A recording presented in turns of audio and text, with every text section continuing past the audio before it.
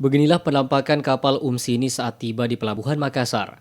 Kapal milik PT Pelni ini akan digunakan sebagai tempat isolasi bagi pasien COVID-19 di Kota Makassar. Direktur Usaha Angkutan Penumpang PT Pelni OM Sadikin mengatakan, KM Umsini merupakan kapal untuk mengangkut penumpang. Kapal ini mampu menampung hingga 2.000 orang lebih.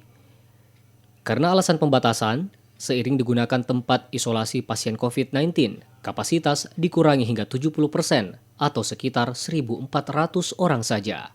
OM Sadikin menyebut, fasilitas kapal ini selama dijadikan lokasi isolasi apung menggunakan layanan kelas ekonomi.